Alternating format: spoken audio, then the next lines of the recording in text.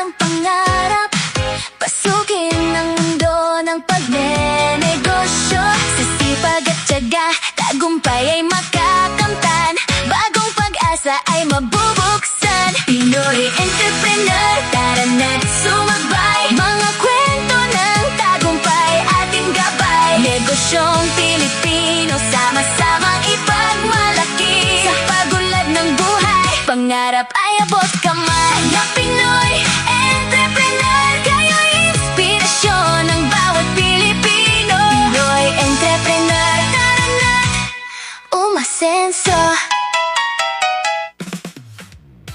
Magandang araw mga ka-Pinoy entrepreneurs. Welcome sa panibagong episode ng programa kung saan hatid namin ang mga inspiring stories ng mga Pilipinong patuloy na lumilikha ng oportunidad para sa mas magandang kinabukasan. Okay, sa panahon ngayon, mahalaga ang patuloy na pag-aaral at pag-invest sa sariling kakayahan dahil ang edukasyon ay susi sa personal at professional growth. At ngayon nga ka-partner Jane, ngayong episode na to, pag-uusapan natin ang international education opportunities at kung paano tinutulungan ng Ad, Even, and Providence Global PH ang mga Pilipino na makamit ang kanilang pangarap na magkaroon ng globally recognized master's degree. Ayan, alamin natin ang kanilang programa ngayon, mga ka-entrepreneur, mga oportunidad na hatid nito at ang kanilang layunin na gawing mas accessible ang world-class education para sa mga Pilipino. Dito lang sa Pinoy Entrepreneurs, ang programa ng mga Pilipinong gustong umasenso.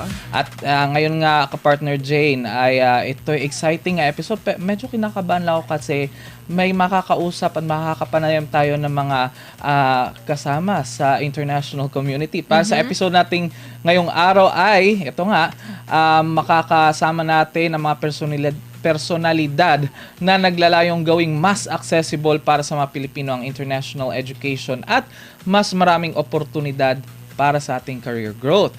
Ito nga, i-introduce na natin itong bisita natin from Ad, Even Global Education Limited at Providence University College and Theological Seminary na magbabahagi sa atin ng kanilang mga programa, mga layunin at kung paano nila tinutulungan ng mga Pilipino na maabot ang kanilang pangarap na magkaroon ng master's degree. Ikaw, gusto mo magkaroon ng master's Siyempre degree? naman. Yan. Okay, kasama natin dito sa studio, let's welcome Ms. Shekinah Glory Macalanda, a Director for Marketing and Business Operations ng Ad Even Global Education Limited.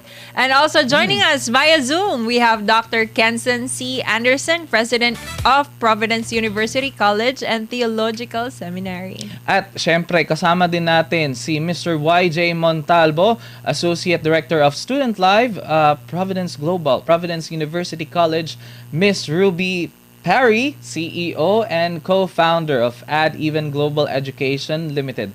Nako, mga ma'am, sir, maraming salamat po sa inyong paglaan ng oras at pagsama sa atin dito sa ating programang Pinoy Entrepreneurs. And let's not forget Mr. Greg Perry, also with Ma'am Ruby Perry. Okay, welcome to the show.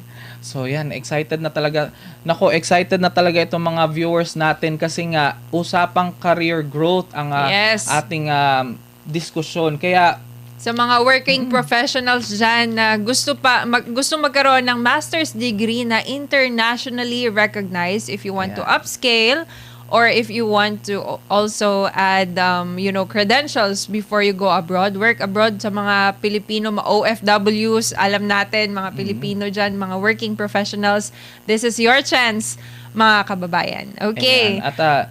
At kilalanin natin sila, mga partner. Okay. Sino ba mauna? Si Ma'am Ruby. Miss Ruby. Yeah. Yes. Ms. Ruby, this would be our question. Mari po ba ninyong ipakilala ang inyong sarili at ang inyong posisyon sa Ad Even and Providence Global PH?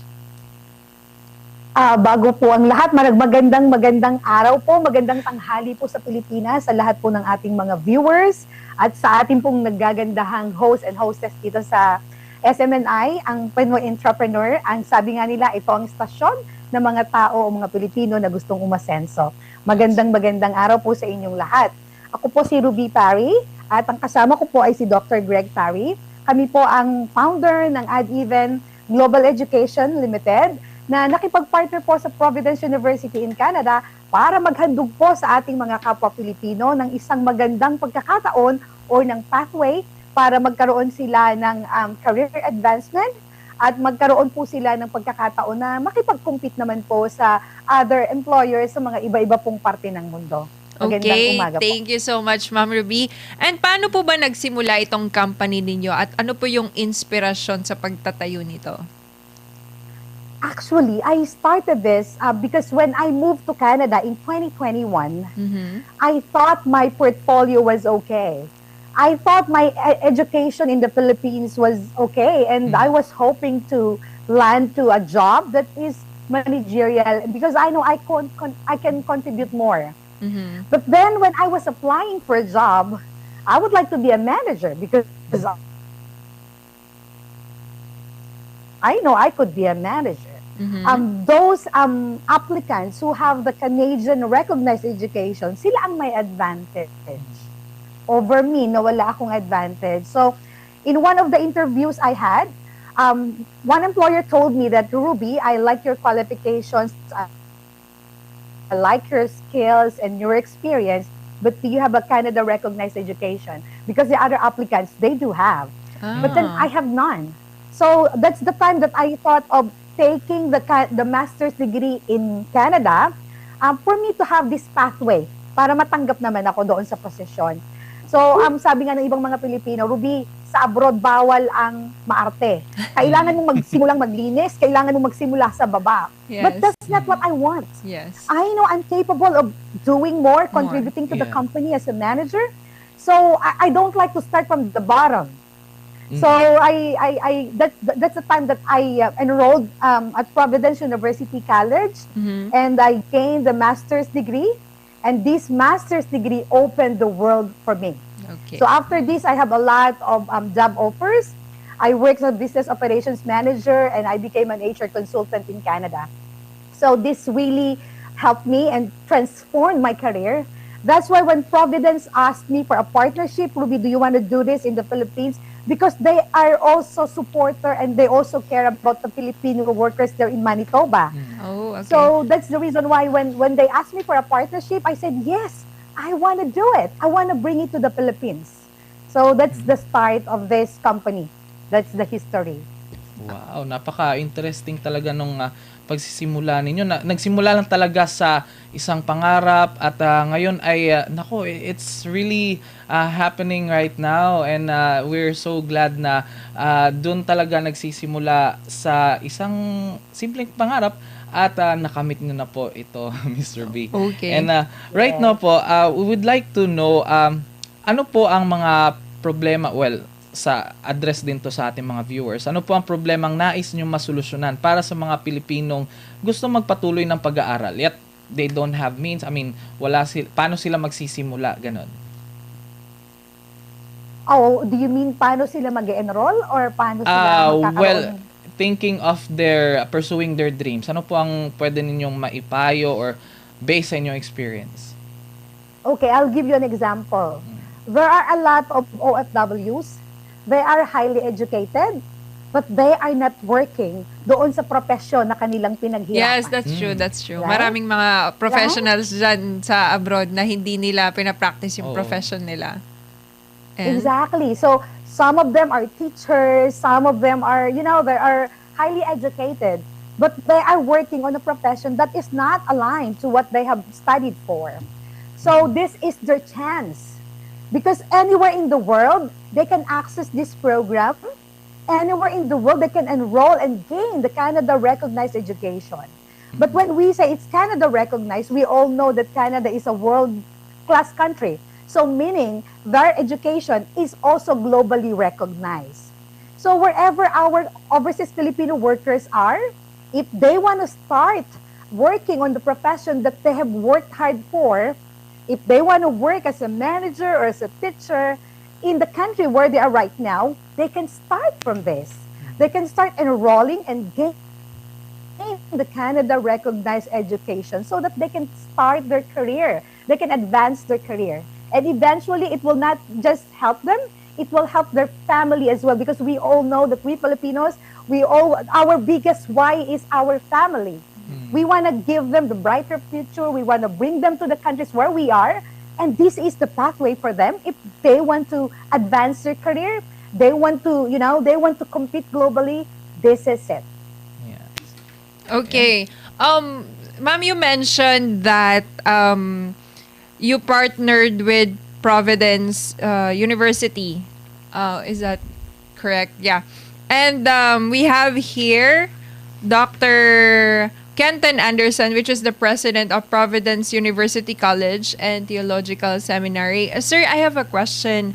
For our viewers, Dr. Anderson, who may be hearing about this for the first time, what is the Global Master of Management program and what makes it different from a traditional master's degree?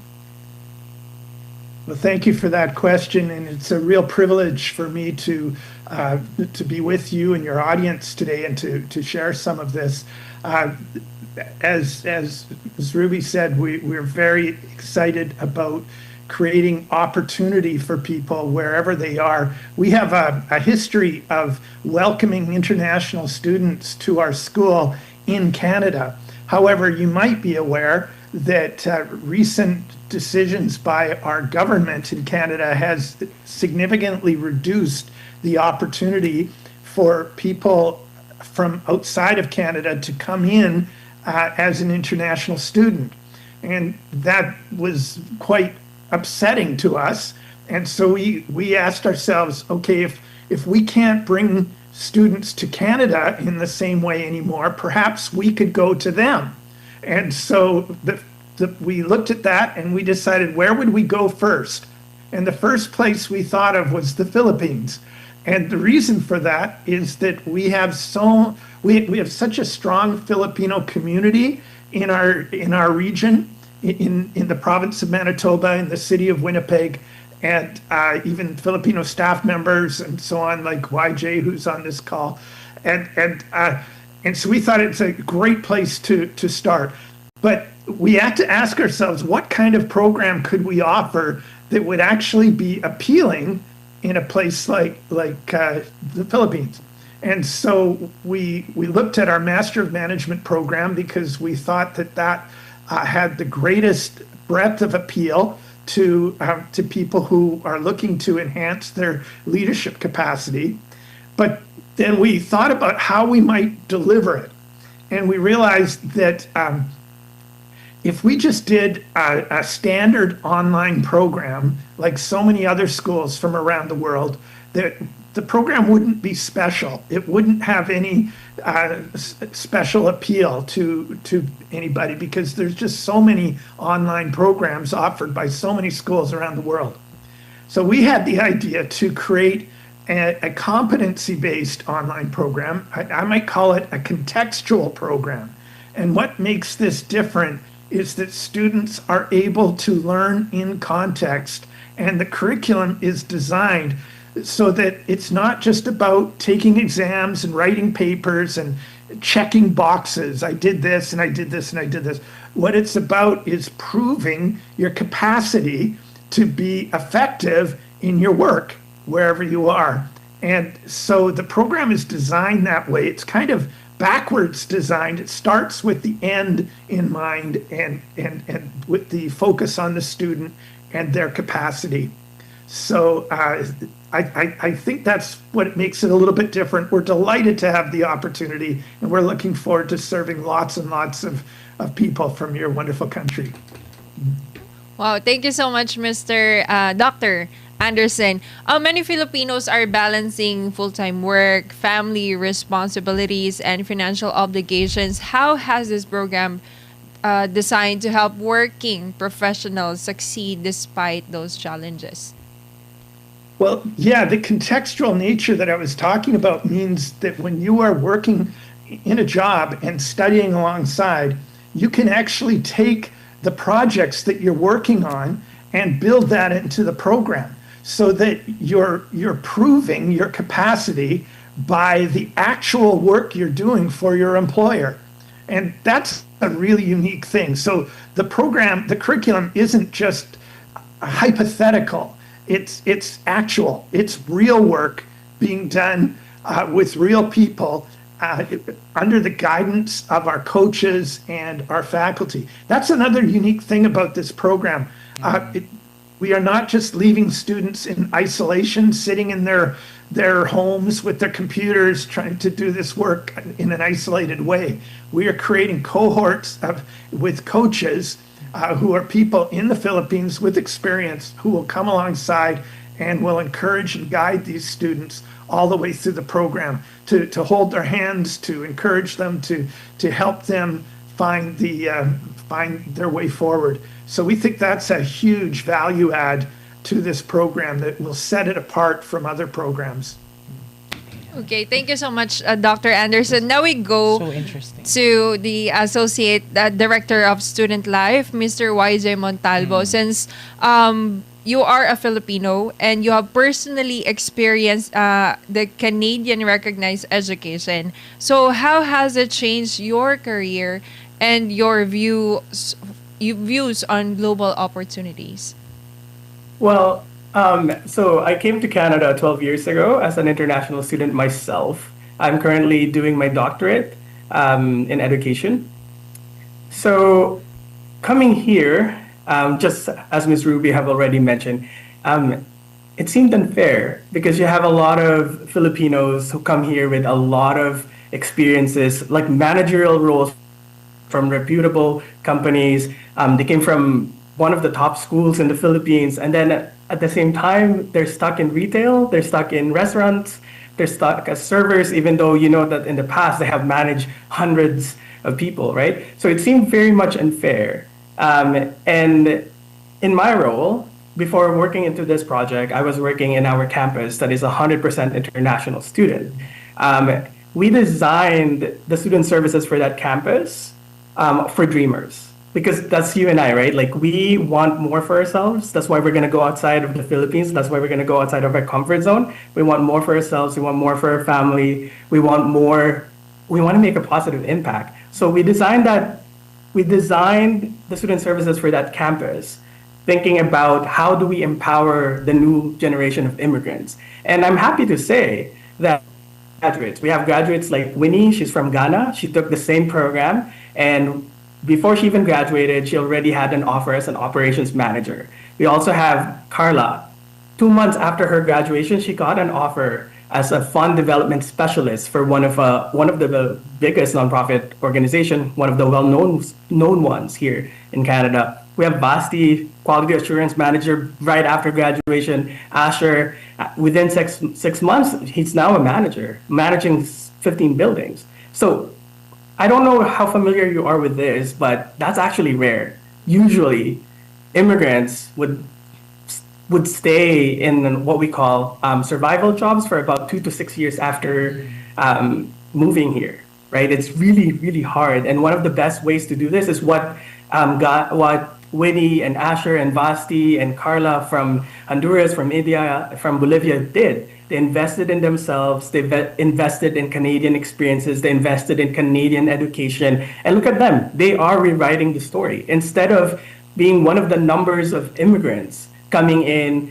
even though with their wealth of experiences, they're still serving in restaurants, right? These people are doing what they studied for, and they're continuing their work background from back home to here, and they're making a positive difference. And that's something I'm really proud about Prof Education too. It's not just about getting a job, it's about how do we make a positive difference in the role that I have. So yeah, so this same concept that we have, this same understanding of dreamers, the same understanding of how do we support people in starting up a new life in Canada, that's the same philosophy that we had when we built the student services for Prof Global, which I'm very, very excited about. I can just only imagine how much easier it would be for Filipinos, because for me coming here, it was really hard. I have to learn. So essentially, I went to university here, to a Canadian university, but they only care about your studies part. The career part, you have to figure that on your own.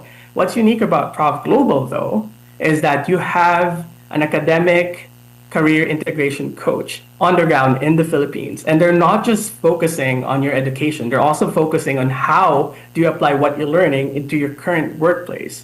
And they're also invested in helping you develop your career and to do career planning. So it's definitely going to be a very different experience than what I did. Because for me, I was on my own when it comes to career. I had to figure that on my own. Some people gave me advice, but ultimately, I had to pull the pieces together. But here, you have somebody who understands being a dreamer and somebody who understands what support you need, and they will work with you, right? As long as you're willing to put in the work, they're going to help you. Okay. Mr. YJ, sa experience nyo, what's the biggest change in confidence or career growth ng isang Filipino learner kapag natapos niya ang isang internationally recognized master's degree? One thing for sure too is that it's the ability to think in different ways, right? I studied in the Philippines, but usually we're learning what the Filipinos believe to be true. Yes. What we believe to be the right way. And then when you go on a global stage, you realize that there are multiple There's ways a to bigger be right. world out there. Yeah. There are different ways to communicate. There are different ways to think about things. There are different ways to plan. And they might be different, but they're beautiful. And that's something that I value about Canadian education is that they teach you to think using different lenses. Canada is known to care about multiculturalism, to care about diversity. We're not perfect. We're not a perfect country, and we're still learning. But there is that big emphasis to start trying to see the world through different lenses. And I think that was the most valuable thing for me is that it gave me adaptability, right? I always tell our students that your goal is to be an aquatic iguana, right? So you can survive in the forest or you can survive in the water. It doesn't matter what environment you're in. And that's the Canadian education because it prioritizes diversity, it prioritizes different perspective and being respectful to the differences around the world. That's something that is quite valuable for me. And that gave me the confidence of whatever context I'm going to be in. This is the second city I'm living in Canada. It was scary, but I know that I am able to move and to start over again. Okay. Mr. YJ, you mentioned like Philippine-based mentors or support. So, gaano po kahalaga yung local guidance habang kumukuha ng international degree? Oh, for sure. So, when I first heard that it's going to be an online program, I was also hesitant about that because let's be transparent. Online seems that it's quite far removed. As a Filipino, there is a need for me for relationship. There's a need for me to know who I'm talking to, and I don't like sending random emails to somebody and then hoping that they'll able to help me, and then I'm not even sure if I'm comfortable enough to explain what I'm going through, right? But you don't have to worry about that here, right? Yes, your faculty are gonna be from Canada, and they're also dreamers. They're also immigrants, actually. I'm quite excited about the faculty, but I'm also really excited about the fact that the faculty is not just some far removed people. You have somebody here, like a Filipino based on the ground, who's helping you connect with them and is also mentoring you through the process, right? So I'm not worried about the online component. That's something that I'm really, really proud about here, is that you have somebody that knows you, that knows your academic background, but also knows your professional background and your aspirations, and they're mentoring you. So you can call them. And on top of that, you also have online student services. So for example, your mentor is asleep. The good news is we're Canada-based. So you can call our student help desk at night. We can help you file tickets and support you through that. So you're not going to be supported by these far removed people. You're going to be primarily supported by somebody who actually knows you and knows that you are a dreamer and wants to achieve things in life. Speaking of Philippine-based mentors and regular mentoring sessions, let's go to Ms. Shekinah Glory Macalanda, Director for Marketing and Business Operations for Add Even Global Education. So, dito po, i-explain natin sa mga viewers natin, ma'am, kung paano po ba yung first step if I want to enroll in this Canadian online education program here in the Philippines. Of course, I'm here. How do we start? paano pa tayo mag-i-start, ma'am? Where do we go and saan po tayo mag-enroll? Yeah. Hello po sa lahat. So, basically, we can do two options for that. So, we have available, we are also available online if nasa Visayas ka man or Mindanao, ganyan, syempre, hindi naman lahat makakapunta dito sa Manila. So, we are accessible online. We have our Facebook page. I think it's nasa screen siya. So, it's Ad Even Providence Global PH. We also have our Instagram, same name, and also in TikTok. And then also, we do have our office in the Philippines. I know na medyo hesitant kayong mga Pilipino, baka wala kayong office dyan. Legit ba kayo since it's a Canadian University College? We do have our office in BGC actually. And then our, as mentioned with YJ a while ago, we have a Filipino mentor also, which is situated then in the same building that we are actually located. So it's actually located in High Street, Corporate South Tower 2. So in 16th floor, LG Soft. So you can actually visit there from Monday to Friday because we are there from 8 a.m. to 5 p.m. And then every Saturdays naman, we are still open online. So if ever that you need us in the morning or even 24 hours, we can actually contact you. So no need to worry about anything kasi you can actually check if we are legit online. We do have a lot of certifications online with Government of Canada in Manitoba as well, and also we are also registered company here in the Philippines. So yeah, basically that's the first step to actually contact us, and we also have our contact information via Viber and WhatsApp or Messenger online as well. Yan yung napag-usapan namin kanina before nag-start yung program. Kasi maraming Pilipino ngayon na nagtatanong, naniniguro kung legit ba talaga siya. Yeah. Pero etong next kong katanungan, Mishikay, na is about sa budget. Kasi one of the things that Filipino, especially students or even professionals, ask about the budget. So, alam natin na ito'y malaking konsiderasyon for most of the Philippines. Ano po yung mga payment options na available para mas maging accessible ang program sa working professionals? And kung meron bang installment, babayaran ba agad? Or, Yeah, actually, at first, we do have actually two options wherein provided siya ni Providence University College. Actually, the two options that they gave us is the full payment and then also the installment directly to the Providence. But then as a Filipino, I know na syempre medyo budgetarian tayo, ganyan, and we wanted na makuha muna agad yung mga bagay na gusto natin before paying anything. So, that's why I'm actually partnering with banks here in the Philippines. I'm actually in talk with them to have the financing options like study now, pay later. Because it will really help Filipino to really at ease. Syempre, medyo mataas na yung mga bayarin sa Pilipinas, di ba? Alam naman natin yan. So, as a Filipino din, syempre, I myself din kasi I have a master's degree din here in the Philippines, pero syempre,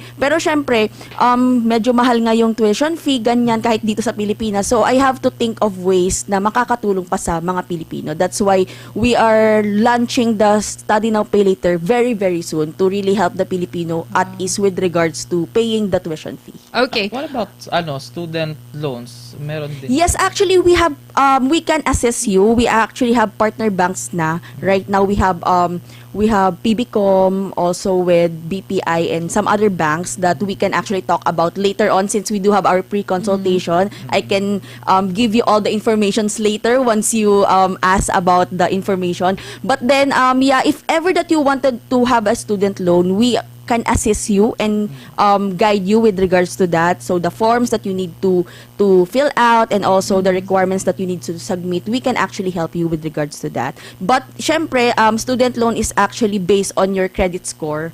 So medyo mahirap siya. That's why I came up with a strategy wherein I need to partner with some banks for the study now, pay later options. Do you offer also scholarships po? Yes, we do actually. So right now, before kasi we do have 500 Canadian dollars scholarship discount for the first 20 student per intake. Intake in Canada is actually like pasukan, ganon. So start ng classes. So right now medyo because of Sir Kent, nagbigay sila ng additional 230 Canadian dollars. So right now we do have our 730 Canadian dollars discount for all the Filipinos, which is solely for SMNI SMNI, ano lang yan, viewers. Ay, so, yeah. Oo, Use the code dapat nanonood SMNI. kayo ngayon. Dapat nanonood kayo. Kasi kung hindi, ibang option na naman. Ayan. Well, I would like to go back to Ma'am Ruby for this question kasi gusto ko dito itanong Napakalaga ng transparency pagdating nga sa education as what you have shared a while ago, Ma'am Ruby. Mari po ba ninyo ipaliwanag kung bakit direkta sa Providence University College ang admissions, pati yung mga tuition payments at Flywire portal, at bakit mahalagang malaman din ito ng mga applicants to make sure? We want to make it very clear with all with all our Filipino viewers that here no one from the Philippines is authorized to collect any amount for the tuition fees. Yes. All tuition fees shall be made directly to Providence University College using their Flywire account. So when you are ready to enroll, we will provide you all the links so that you can start paying for your tuition fees. So no collection shall be made in the Philippines. It's all directly, it should be made directly to Providence University College. I see. Okay. So, ito po yung in-offer nyo basically, ma'am. Sa mga viewers natin, they are offering online master's degree programs, especially para sa mga Pilipino na gusto mag-upscale, and all those who want to work abroad in the future, you can avail of this online program or master's degree program that is internationally recognized as well. Kasi as mentioned by YJ, by Ma'am Ruby kanina, even if you are a Filipino, professional Filipino here in the Philippines, it's hindi internationally recognized so this is your chance, mga ka-entrepreneur, to avail of their program. They can be accessed where po sa social media. You have Facebook. They also have website, and you can. Ma'am Shekinah, what are they going to search? Yes. Yeah, in the website of AdEven is actually adevenmanpower.com, because here in the Philippines, I just want to make it clear kasi our website po kasi we have our business actually which is located in Batangas, which is the Manpower. But then since sister company rin naman niya si Global Education, that's why pinag-isa lang po namin yung website. So once you go to the website, you just have to go to the Global Education to see all the informations that you really need, and also the contact informations that you need to contact to para mas clear po yung mga details. And then don't worry po kasi the consultation is free kahit na 2 hours tayo nag-uusap dyan. I'm free all day to really discuss all the details para mas klaro. Syempre, life-changing to, so hindi naman agad-agad na kailangan is mag-decide ka. You really have to talk and also to think 100% before deciding it. So, yeah. At daming natutunan dito. Yes, Ma'am Miss Ruby. Sorry, can I add a very important information? Yes. I'm sorry. Please do, please do. I just need to share it because this is very important. The working professionals in the Philippines might say, "Oh, I'm busy. I cannot do that." Yes. Actually, it is designed for working professionals kasi you don't need a fixed schedule. Pupunta ka sa portal mo doon sa time na available ka. Yeah, anytime. Let's say if you are working 8 to 5 and your time is 7 o'clock or 9 o'clock, 10 o'clock ng gabi, you can do that because there is no fixed schedule. Yeah. Pupunta ka doon sa portal mo and then doon ka mag-aaral, pero depende yun sa availability mo. If you can do it on Sunday or Saturday, that's good. This is very important. And just to let you know also, our company in the Philippines has been in the subcontracting industry for 10 years. Wow. And we have around 800, 900 employees already. We are SEC registered, so no need to worry about alam ko kasi maraming Filipinos, they are scared that, is this scam? Because when they hear, it's online. But our company in the Philippines is 10 years na po itong nagsaserve sa mga kapwa natin Filipinos. Okay. So basically, ma'am, you have staff or they have mentors any time of the day that can help them po. Yes.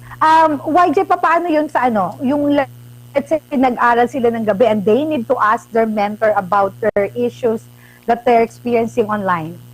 What if it's 10 p.m. or 11 p.m.? So if the concern is about technical, they can, and it's nighttime already, they can just call our student help desk. These are based in Canada. They're awake during the night in the Philippines, and they can help them file the ticket, and then we will process that ticket for you. But yes, your mentor is also situated in the Philippines. They're underground, so they are awake during the day, during the regular business hours. So you have a full-rounded support. Okay. For example, I'm a student of at Even right now here in the Philippines, taking up online classes, and I decide to go to Canada for a few months. Is that a possibility if I can attend face-to-face classes po sa Providence University College? So we can. Okay, YJ, go ahead.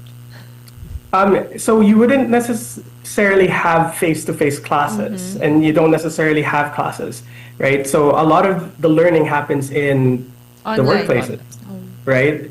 So you take your materials from the online, you take the assignments, you take the inputs, and then you apply it in your workplace, and that's basically how you learn. We do have what we call synchronous classes, synchronous workshops, essentially, and basically they focus on one specific skill,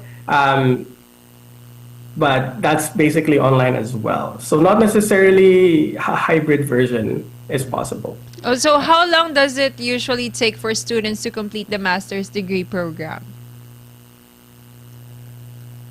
Yeah.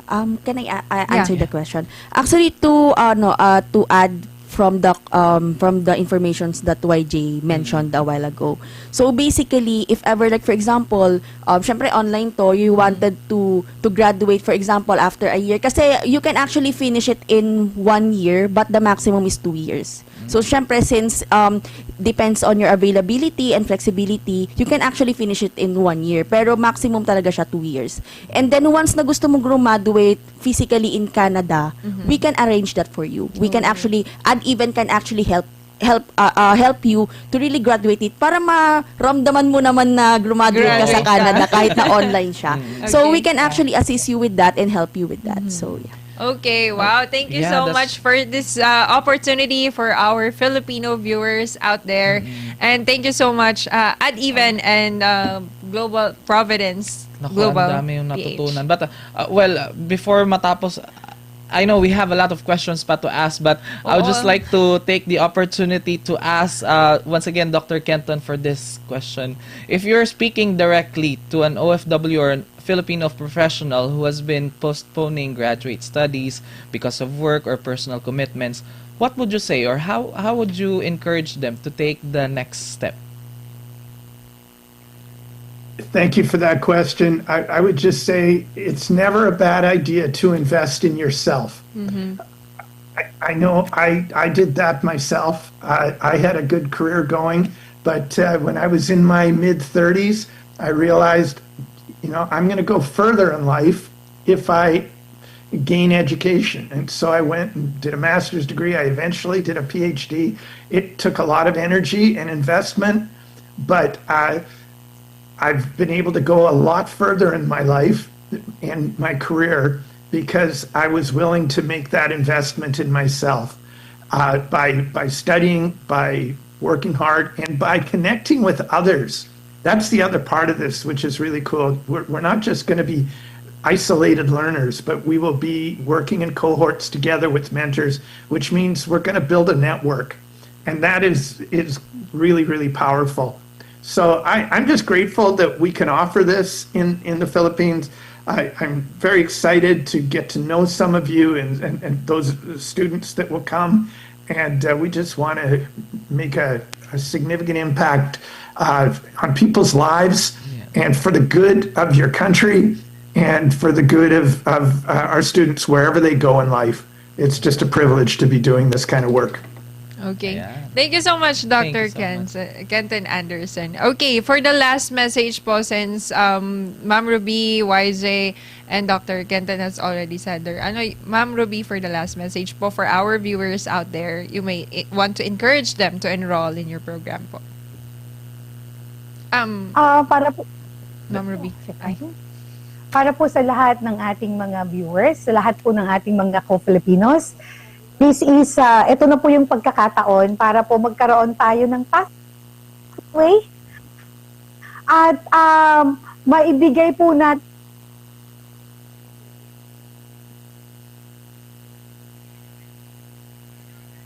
Ayan.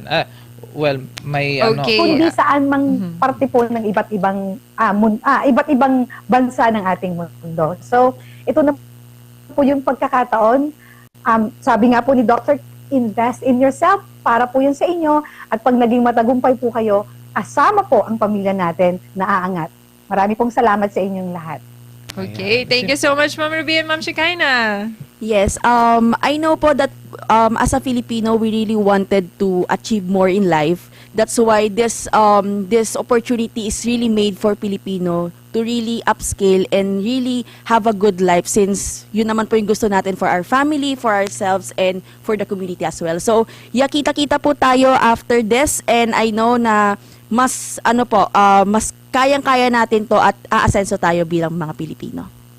Okay, maraming salamat po sa ating espesyal na panauhin mula sa Ad Even and Providence Global PH sa pagbabahagi ng inyong inspiring journey sa at sa pagbibigay ng mahalagang impormasyon tungkol sa mga opportunities na naghihintay para sa mga Pilipinong gustong mag-level up ng kanilang edukasyon at karera. We hope na marami tayong natutunan sa ating episode today. Tandaan, investing in yourself is one of the best investments you can ever make. At minsan, ang isang desisyon na magpatuloy sa pag-aaral ay maring maging simula ng mas maraming oportunidad para sa inyong kinabukasan. Ayan, marami talaga tayong natutunan ngayon mga kapartner. Ako nga medyo na-amaze. Ayan. At muli maraming salamat sa inyong panonood mga kapartner.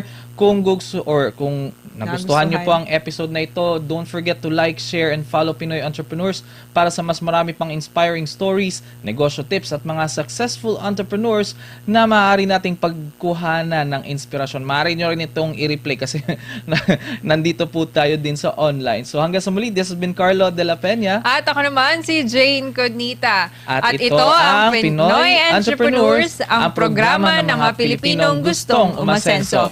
Maraming salamat. See you on our next episode. Tara na't simulan ang pangarap, pasukin ang mundo ng pagnenegosyo. Sa sipag at tiyaga, tagumpay ay makakamtan, bagong pag-asa ay mabubuksan. Pinoy Entrepreneurs.